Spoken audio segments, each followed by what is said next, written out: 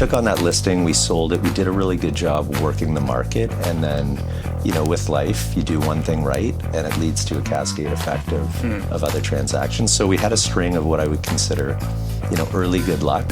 You're listening to the Dore Podcast, where we spotlight the people, ideas, and businesses keeping Ottawa running. From contractors to real estate investors, entrepreneurs to industry experts, we dive into real conversations and help grow everybody's pie. Episode 45, Avison Young. Welcome back to another episode of the Dore Podcast, where we talk to industry leaders, innovators, and local experts shaping Ottawa's real estate and property landscape. I'm your host, Dan Dore, and today we've got a fantastic guest joining us. Graeme Webster from Avison Young, and as I mentioned before, I had you on my list to have you on the podcast this year, so got you. Glad to be here. Thanks for having me, Dan. So, because obviously you're one of the most respected names out there, so we're really excited to set that up, and looking forward to this chat. Same over. Yeah. So Graeme brings years of experience navigating the Ottawa evolving market, from building strong client relationships to being a collaborative global team and redefining commercial real estate and how it operates. Mm-hmm. So Graeme, one of the questions I always like to start with is, how did you get involved into commercial real estate? Wow. How much time do we have? Mike tells me has got to cut within 40 minutes. So starting back in May of 2004, there was a big week where I graduated university. I got married to my high school sweetheart, and I started a job at Colliers International, which is a commercial real estate brokerage, national firm, excellent reputation. And I had no idea what commercial real estate was.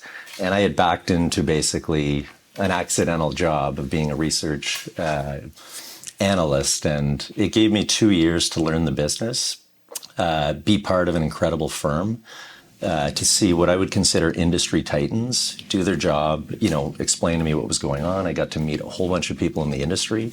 So it was an incredible experience. I mean, they paid me for it too, which was pretty good. And I was young at the time. Yeah. It was a bonus. And, I literally knew nothing about real estate. I would drive by office buildings. I would have no idea that the tenants had leases, paid rent. It was a very naive approach to real estate. And I was brought in by, I guess the interest I had was really learning and the financial aspect, and just seeing an industry I knew nothing about, and applying my economics and philosophy background as well from school. Yeah. That's what you studied in? That's what I studied at Ottawa U, and I didn't go to my graduation. Instead, I went to Las Vegas, where I eloped with my high school sweetheart. No way! And we're still together today, awesome. Happily married with an 11-year-old boy, and going back to the Colliers days in research, seeing all the different aspects of the business, you have office leasing, industrial leasing, retail leasing, land sales, capital markets, which is a fancy word of saying sales. Mm-hmm. It really gave me a lot of aspects of how the business worked. And I think what I was attracted to most was really the sales, the investment, seeing how cash flow models worked, seeing why people bought what they bought, and really the incentives and human behavior behind that. So in 2006, I left research at Colliers, joined a team with a senior broker, John Seymour, in our office. And, if you remember back in 2006 to 2008, there were some rocky roads then. Yeah. And and a colleague, Mark Morin, joined the team from a leasing team, and we formed a team. And we didn't have a lot of success or experience in those first few years. But as we started to progress, the market got harder. So you've heard of subprime market and what happened 2007, 2008. So in 2007, this is a long story, but that's interesting, because it just shows. Please do share. Oh yeah, okay, all right. I mean, it's not all glory and some of it's heartache, but it's not meant to be, because I think there's always a correlation with people who do what that come up to. People need to know that it's not easy. Oh yeah, and it's not that you just get your you get out of university and all of a sudden you got this, but this is not the case. So absolutely do share. Yeah. So. We didn't have a lot of success. At some point, Mark and I decided, the team's not working out. What can we do together? And, to be honest, this business is very lonely if you're doing it alone. So we formed a partnership. 50% of zero is better than 100% of zero. So, again, no experience. We had no mentorship in the office from a sales perspective. So if you can think of two guys in their 20s and early 30s trying to figure things out, scrambling, just trying to make anything happen, and then the subprime market hits. And essentially what that did to our market in Ottawa was it froze transactions. Yeah. Nothing happened. And institutions weren't making decisions. Just transactions didn't happen. And that went on for about 8 months where Mark and I are, we're on the phone, we're working really hard, but we didn't know where we were going. We didn't know what we needed to do. And so we felt really burned out. And there was a point where we went to each other and said, let's dust off our resumes. Like, this industry's killing us. And we got bills to pay, we got mortgages. And so I made a decision to go meet with a lender, the head of Alterna Savings at the time, Alan Jensen. And I wanted to have a coffee with him to ask him for a job, which is hilarious in hindsight. But so I met with him at a coffee shop in Westboro. And I was about to ask him for a job. And he said, hang on a second, I know you want to talk to me about something, but I'd love for you to list this building up the street. And it was 424 Parkdale, which is the fire station building. Really iconic building, quite small, but came back to the office, chatted with Mark, and I didn't get the job. I got a listing, which was probably better. The irony in all of this. So we took on that listing, we sold it, we did a really good job working the market, and then with life, you do one thing right, and it leads to a cascade effect of other transactions. So we had a string of what I would consider, early good luck. But that was one of those defining moments in my career where it could have gone one way. And I don't think it would have been a bad path, but it's like those moments where you get lucky, and I think everybody does, that keeps you on the right path you're meant to go. So we did that, finished up mid-2008. We needed the mentorship and the experience. And so we were having meetings with Jason Schinder at District. Incredible industry titan. I think he is one of the brightest real estate brokers in the city, philanthropist, very generous community man. So Mark and I went over there. We learned so much about the business. We got exposed to so many different types of transactions. We saw how syndications worked. We saw how property management worked. And you think you know a lot about the business, and then you get into a new perspective or a new environment, and it opened our world to a lot of new possibilities. Jason was generous enough to allow us to invest in some real estate transactions, which is another eye-opener, like learning what it feels like to buy real estate as a broker changes your perspective. Yeah. I mean, now you feel the pain, the cash calls. So, the TI, like everything that goes into owning real estate, you're feeling it real time, and you can relate to your clients. So I think that's an important, we can get there after, but that was an incredible 5 years, and I'm forever grateful to Jason Schinder and that entire District Realty team, Charles Mursky, Steve Rampus at the time, who owned part of the company, and just the whole team. It was a great environment to learn. And then, two cocky young guys think they're getting a little bit of success, so let's go try it on our own. We can, there's no split. There's the grass was so green, and we were having, I consider it success at the time, and again, you get lucky. You get into situations where you make the right decision and things go well, and Mark and I decided to open a brokerage. We wanted to do things our way. We wanted to have a boutique firm where, I would also say there's pride in ownership. To say you own a brokerage also has an impact in our community. And, if you see any of the titles in real estate brokerage, it's hilarious. Vice president, To me, I was always like, what does that mean? What is that? What is the vice president? Is it JD Vance? Like what? Exactly. So I find I find a lot of those titles are mainly ego driven, and I think being an owner felt a little bit different. It just carried a little bit of a different weight at the time, and I think it gave us the confidence to have different conversations. So it wasn't easy. Even doing a website, doing all the copy for it, signing a lease, opening a line of credit, it's not attached to your family. Like, there were things I didn't realize you have to do as a business owner. And we had a very small business. It was just Mark and I at the time. And so I had my son in 2014. I should say my wife had her son in 2014, or I'm going to get in trouble. Yeah, but we had Elliot then, and we're opening a brokerage. And when you open a business, you also have to keep the lights on. So you're also doing transactions, and you're trying to really grow the brand and the image and serve clients and deliver excellence. So during those years, it was really tough, but when you're thrown into situations like that, it increases your capacity to deal with issues. So Mark and I were working, round the clock, burnt out, I would say, as we kind of got into that. And again, fearful anytime we would dip into lines of credit or just not be at a point we expected, it's terrifying. And it feels lonely when you have your own business too. So, those years were tough, but in any business, it's about the people. And we had the opportunity to bring Jessica Thalen into our company. And she started out literally as an admin helping us out. And, very quickly we saw her skill set as somebody who could really help us grow the company. Also, she's an incredible broker as well. Like, she gets into the details. Okay, so she was involved. She's incredible. Yeah. Okay. Not initially as an agent. Okay. But she was what I would consider, what's the word I'm looking for?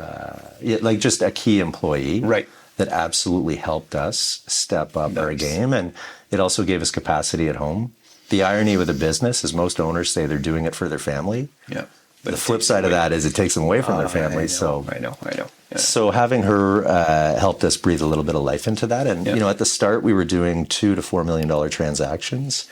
And by the end, our average deal size, we were doing 70, 50, $30 million transactions. So we went from a small lease on 100 Gloucester to buying our own building and renovating it and having a great clubhouse. Oh, so you actually, Yeah, and to bringing on what I would consider some of the best talented people in the industry, Sarah Vandenbelt, Justin Salazar, Nick Hanna. Oh, Justin was with you as well? Justin was with us. He's we're trying to do something right now together, and it warms my heart to see these people have success in other areas. Richard Getz did I spoke to Richard last week. Okay, yeah. I mean, I miss those people. I cherish them. And last but certainly not least, Ben Burns, who came in kind of towards the end. Ben got the raw end of the deal as we were deciding to shut down for a variety of reasons, which I'm happy to get into. Ben kind of came in and he's getting back into the commercial industry, and he's seeing things kind of close up. So Ben has, I would say Ben is one of the most talented agents that I've had the privilege of working with, and he's come a long way in the 3 years that we've worked together. So having him and Jess through that transition, and now they're with me, with Avison Young as we close down the company, and I'm forever grateful for all the steps we took. And again, we went through the subprime market, the pandemic, laying off people, and so much adversity and yet so much success from a local small company. And, collaboration is one of the things that you were asking about too. And, as a small boutique brokerage where we were doing a disproportionate amount of capital market sales, other brokerages without representation here would come in. They would target Coble, and we would almost co-broke. Okay. They would use us as their proxy locally. Right. And we would help them secure business and execute. And that was an eye-opener too. And there's always this tension between boutique and national firms. Yep. And I had my reservations being on both sides. But at the end of the day, running a business is a full-time job. Oh, yeah. And you can either work on the business or in the business. And they're very different. 100% different. And it's very different. It's very hard to do both. I mean, on a Monday morning, the internet goes out, or there's a leak in the roof. It doesn't matter what deals you have on the go. If you have no internet or there's a neighbor complaining about something on their lawn, you got to deal with that.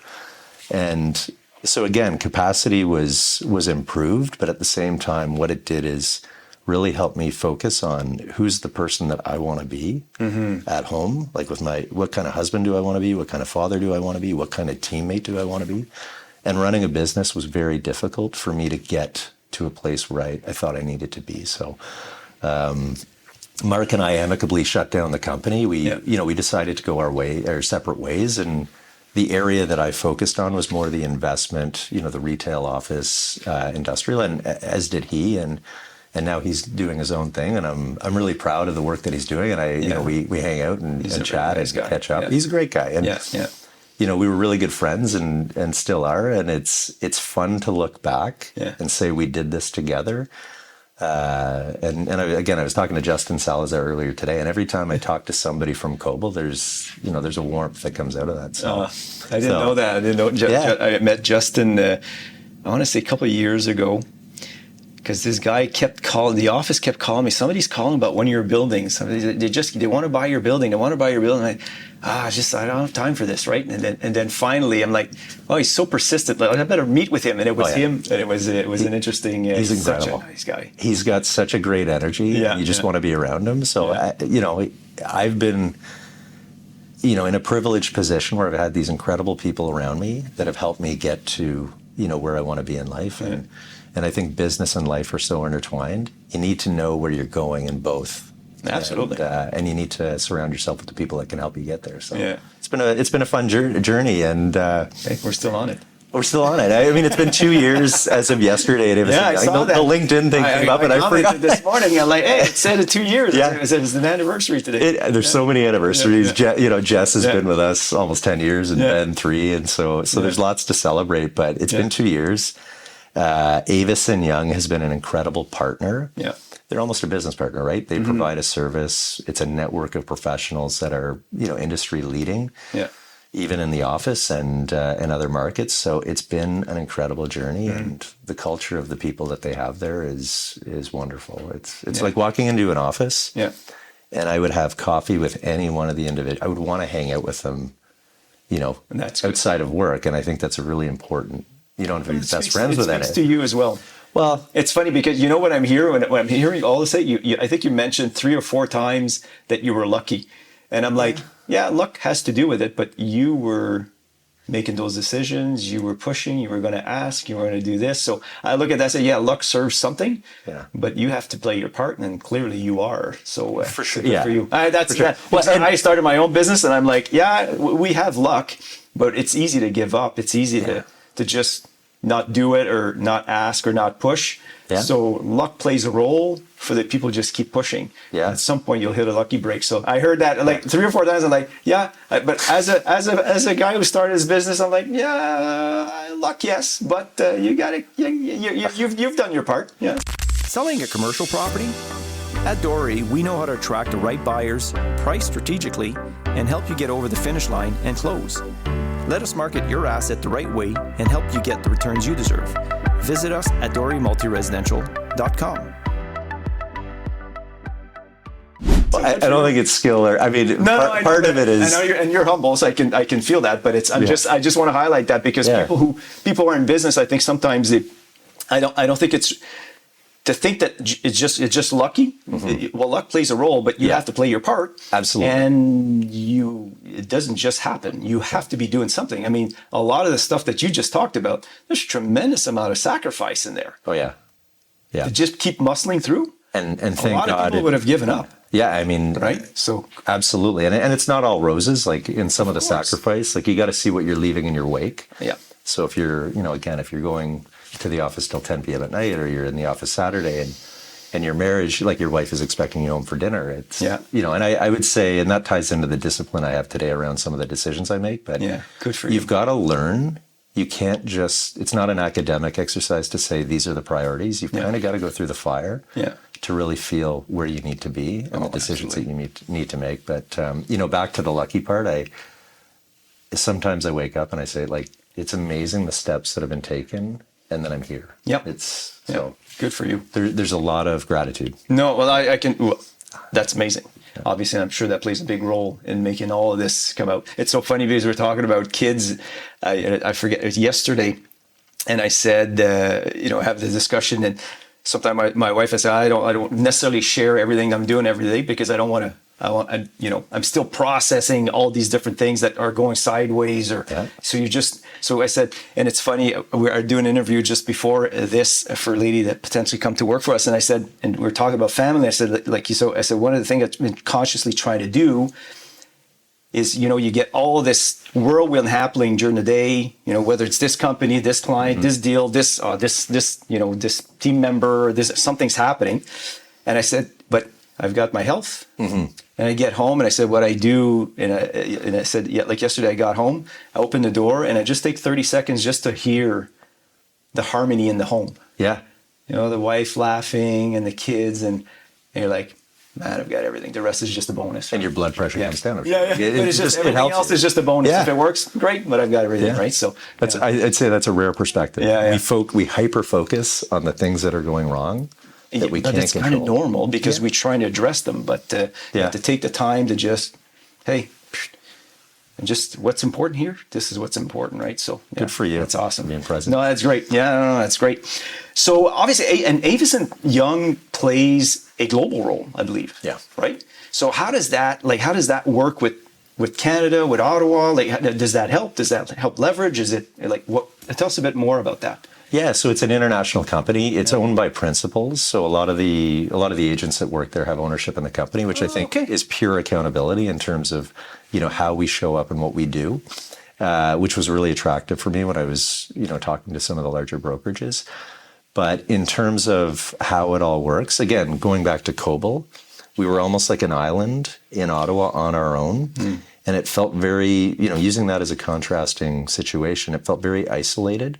So you almost don't know what's going on in other markets. I mean, you have buddies from Colliers or other shops that are in, Toronto and Vancouver, but to have the connection with the equivalent capital markets team, I lead the one here. And, for me to talk to somebody in Chicago or in Toronto or in Vancouver, it gives me perspective in terms of what's happening on a national level. Again, part of that is gratitude for the city we live in. When I'm having conversations with them about some of the dynamics in their market, it definitely gives me appreciation, but it connects us all. In a sense that Ottawa is more stable, or? I think it's an incredible market. I mean, there's so many reasons.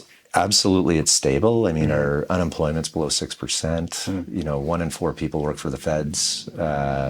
Traffic is easy. I mean, from Barhaven to here, it's 20 minutes. Cottage country is 30 minutes away. At this time, So construction at 4 p.m. It's a different story. But again, compared to when we have clients come in from Toronto, and they experience something as simple as traffic, and your cottage is 45 minutes away, or that's a lifestyle. And so, the affordability factor is huge too. To buy a single family home here is very different than if you were buying a home in Toronto or in Vancouver. So, lifestyle is everything. And I think when you have a thriving community that feels, psychologically safe from an employment perspective, it cascades into the community. People are spending more money. And again, we're in a bit of an interesting market right now. But when you have the highs and lows of the Calgarys and the Torontos and the, arguably Vancouver, Ottawa is so stable. And again, we've seen the tech boom and bust, and typically the government absorbs a lot of that unemployment. And so it's very balanced. And from an investment perspective, people love that because stability is as certain as you can get, and it removes an element of risk. So I was born and raised here. I'm biased. I love the city. It's a great place to raise a family. And what I hear from out-of-town clients is really enhancing what I've said. It's got all the infrastructure to be a great city too. It's the 6th largest, but it's it's got everything. Yeah, I know. So, but it's fun to be able to compare the other markets, and to have that in-house. Get perspective, and I mean, even for somebody that's outside and looking in, and you being able to provide that those attributes brings comfort, I'm sure, to some looking into coming to Ottawa. So good for you. They call it a secondary market. Like the bigger city guys are. They're like, it's a big town. But for us, it's big. Call it what you want. It's a big place. So, and in commercial real estate has faced major swings in the last few years, and and as I was mentioning, during Leonard Commercial last year, and for me, I've been involved in multi-res for 20 years, but as an owner and manager, not as a realtor. Somebody who's looking to buy something, sometimes we do consulting, but I wasn't involved, and now I'm involved in the deals, but it's fascinating to see every category and how you can see how everything's trying to evolve over the years. So what are you seeing that's that's coming up or down? Or I mean, that's a big question. Yeah. And I mean, every time I have a conversation about the market with somebody, it almost changes. Right now, there's not a lot of data points in terms of comparable sales, transaction volume. It's the lowest it's been since Q3 of 2020, which was, take you back to the pandemic, right? Bit of a freeze. Right. So just to take you back a little bit, in 2021, I remember doing a deal, and it was at the corner of Baseline and Fisher, the Lone Star. Oh, yeah. That we sold to a client, and interest rates, everybody was spending money. People were buying assets. The world was looking rosy. You know, lockdowns had ended. Retail had succeeded. It had made it through. Liquidity was huge. It was easy to get loans from the bank, and rates were about 2 to 2.1%. I'll never forget that loan in September of 2021. And we saw the massive rate hikes accelerate through essentially the next year, 350, 400 basis points. And that really changed.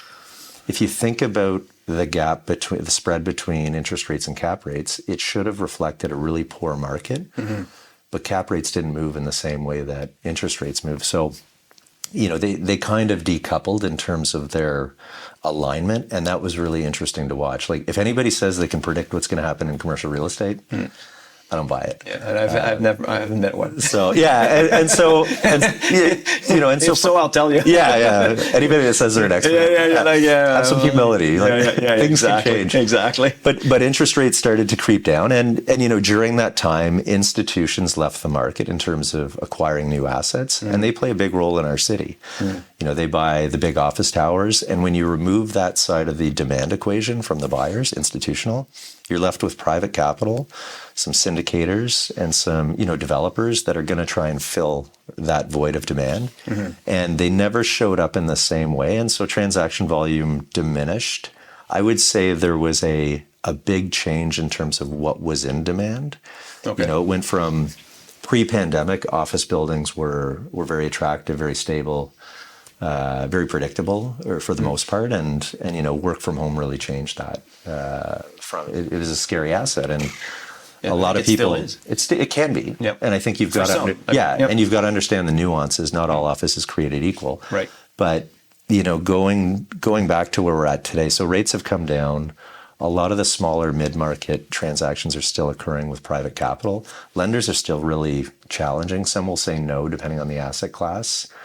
You know, you've got to have major security, a strong covenant. They want to see some experience. Anytime there's hair on a deal, a bank is looking for a reason not to do a deal for the most part, because they don't want to expose themselves to unnecessary risk. And neither do buyers, quite frankly. They're you know, demanding quality, and they're not taking on unnecessary risk that you could probably overlook. And when you mentioned you're looking for quality, when the lender's looking for quality, you're looking for quality asset or the quality of the buyer? Everything. Both. Yeah, and experience. I would add to that. If you're buying an office building today, but if you don't know what you're doing, you've got to have deep pockets. You've got to have a strong asset in a great location with you know, historical occupancy that's superseded what we would have expected in the pandemic. And you've got to be a good operator, or you've got to have a plan for that management. And the banks are looking at these deals, and they don't want to lend to anybody. I would say of the asset classes, office is the most complex, and an asset that if you're not comfortable with, it's not something you want to do alone. Like you've got to have a professional management company, understand the nuances of the CapEx, the TIs, throwing all the acronyms at you. But that's important. But absolutely. But you know, financing and lease expiries, like you have to have that strategy so tight. Whereas if, you know, a retail plaza, I don't mean to say this off the cuff, but like we have some ownership in some plazas in the suburbs. When a tenant leaves, there's a lineup of 5 in the suburban retail market right now. For office, it's very different. So know what you're doing.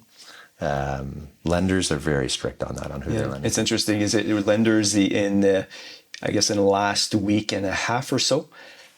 one of the things that I've been trying to do is because obviously lenders play a big role. If these things, you can bring a nice asset and you bring a buyer, but if they can't get the loan, the deals aren't going anywhere. So I've been doing a lot of meetups and coffees with different lenders, trying to get a sense of the appetite. Yeah. Like what asset class, what works with RBC as opposed to BDC versus TD versus, and trying to get a sense of who's has appetite for what. And it's because obviously if you like, we have an office building in the outskirts that we have under contract, and we'd had a bit of interest, and there was some of the lenders that expressed concerns for XYZ reasons. But then as you go through it, you're trying to get a sense of like who you're going to lose for lending, and trying to get an idea of the reason. Yeah. And then what is happening. Then you realize that there's different aspects that they're looking at depending on the lender. And some lenders, they'll say, yeah, we'll do it. They have no intention of doing it. Yeah. Or if it's an existing client. So that's what I was asking, is that just a quality asset, quality of the buyer? Because sometimes a lender has a relationship with this client that wants to buy this asset. They don't necessarily want to say no, even though it's not the asset they want. So I've been trying to get my head around the different options depending on what comes down the pipe. So it's a really good point. Yeah. And we see, you talk to one lender that you have a relationship with, and you bring an asset to them to get underwritten, a discussion paper, a commitment letter, and funded, and they'll look at you and they'll say, it's a terrible market. Office is bad. They'll have their own perspective that I would say shapes the buyer. So it depends on the asset, of course, but a bank's perspective is very different from bank to bank, as you say. Some say absolutely not, the sky's falling. Yep. There's a lot of other lenders that will say, this is a great opportunity. You're a great operator. The cash flow is phenomenal. Mm-hmm. You've mitigated all these factors. We like the deal. We're going to lend on it. So, I think in times of uncertainty where we see lending all over the map and a lack of liquidity, I think it's really important to work with a professional. That I love working with brokers. Mm-hmm. Give a shout out to ICI and CMLS and some of the groups similar to that, but they bring a really broad and big perspective on who's active and who's not, because in every market that changes. I mean, it's like having a toddler, right? They start to walk and then they start to do something else and trying to keep track of who's. And it changes because I think depending on because obviously I did a lot more multi-res. That's more the type of asset that I'm most involved with, but. It's interesting because for us, there's a whole component of, the MLI Select CMHC program. And a lot of these deals, you're not extracting value for the seller unless you make use of that program with the buyer. Yeah. So there's a lot of minutia that comes with that, and whether the qualifications happen depending on the location, the buyer, the resources. It's quite phenomenal. So it's fascinating to go through those, and they're lengthy. Like, I mean, and you just never know where they're going to go. So, and that's a driver of value, right? If it doesn't, then you're get the not MLI Select. It's a very different situation. In most cases, it doesn't make sense. Yeah. So then you're like, okay, seller, yes, I agree. You don't want a 6-month, commitment to keep your building under contract, but if you want to let them go through the process, you'll probably extract value. If not, then you'll get X amount of dollars less. You're better off to play the game or VTB or bridge the gap. Right, exactly. So it's you got to be creative. Yeah. I love that. Yeah. No, that's good. And I know, and I mean, obviously we did some research also, like Avison Young, there's a lot of emphasis on collaboration and the team culture. And, so explain for the people and anybody that's thinking of getting involved in commercial real estate, like what does Avison Young bring that outshine perhaps other brokerages? Investing in Ottawa real estate? Dore Property Management has 20 plus years of proven results. Call 613-227-0000 or visit dorerentals.com. So in terms of collaboration, I would say from, again, where I started, not knowing anything or having experience, collaboration is big because it also takes the pressure off. I don't have all the answers and I don't know all the people, but knowing that I can call appraiser, lender, having the network of professionals that you can call has been the differential in my career, like having that, to help clients, ultimately serve them. Mm-hmm. But in terms of how it relates to Avison Young, we almost have a subculture on our team. And the team is myself, Jessica Thalen, Benjamin Burns, and now Ryan Bruner, who's an amazing addition that we've recently added. But our culture internally is we've got each other's back, and that plays into balance in life, which we can also chat about. But it's the most collaborative team approach in the office. You know, my point about liking the people you work with, it's so apparent. The generosity within the office to help out, to go to meetings, and to bring in that expertise has been incredible. So I've only worked at one other national firm. I've been at 2 boutiques, one of which we owned. And so I don't have a comparison. Yep. But even beyond our office with other, with Toronto, or whether it's help from marketing or underwriting, it's a very client-first approach. Nice. And then team-first approach. So nice. If there's a reason to help out, you're going to help out. And I love it. I feel lucky to be at Avison Young. It wasn't always clear where I was going, but I'm glad to be here. And I think they're lucky to have you. So that's awesome. Yeah. One of the things, obviously, that's quite evident is you're proud to be a dad, and I mean, obviously, you talked about balancing work life, and obviously how challenging it can be. So how do you succumb to that? How do you deal with that challenge day to day? Have you figured it out? No, I'm looking for advice. Oh boy, I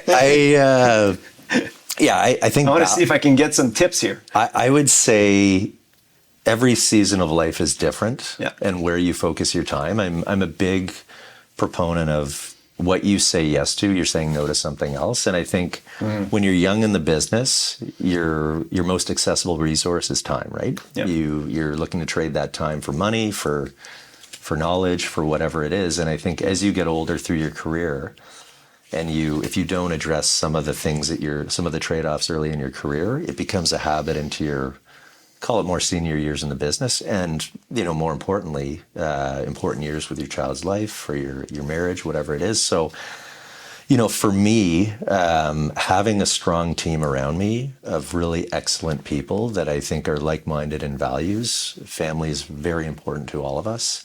Integrity, not to go through the cliches of all the values, but I think these people are living. It helps satisfy both sides. Yeah. And so building a strong team who really keeps you accountable to the promises you make to your family is, next week I'm going to Washington, D.C. with my son to take him to a Capitals game. And good for you. And the Smithsonian, he's a big aviation fan.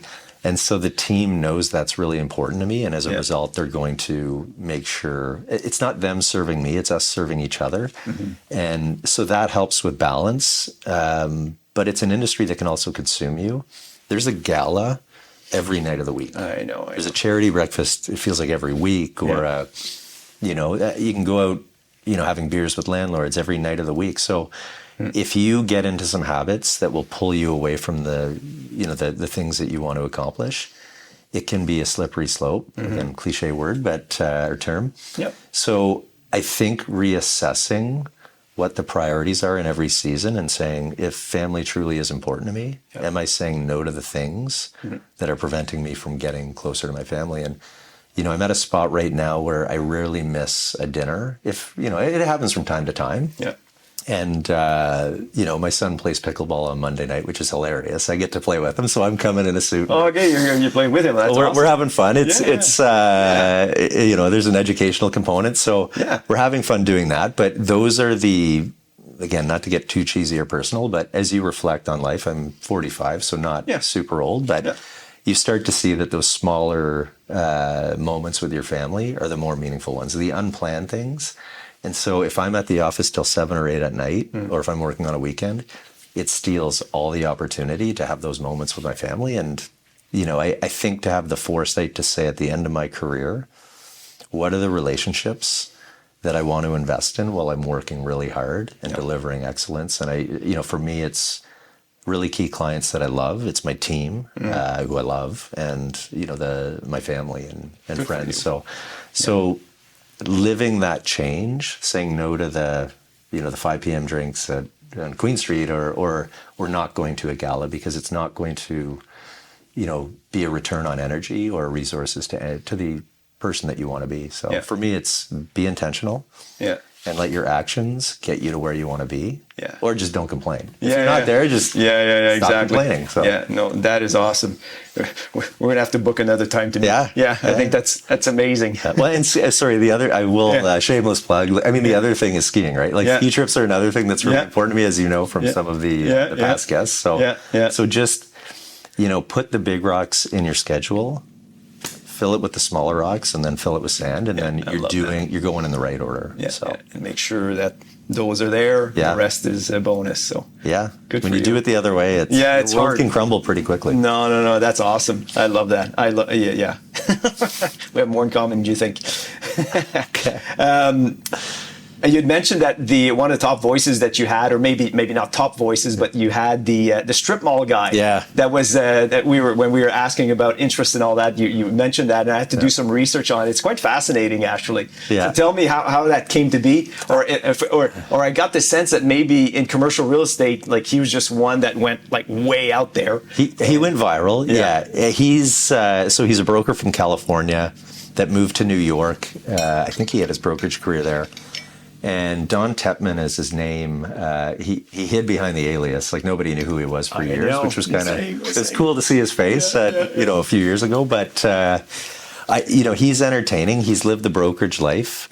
He's now buying retail malls across the country. And what I find refreshing about him, he brings an energy and a humor and transparency to some of the things the traps we fall into in brokerage. So part of it is just pure entertainment. When I open up LinkedIn, of course, I love James Clear. Yeah, wrote Atomic Habits. Like one of my favorite books. Yeah, mine too.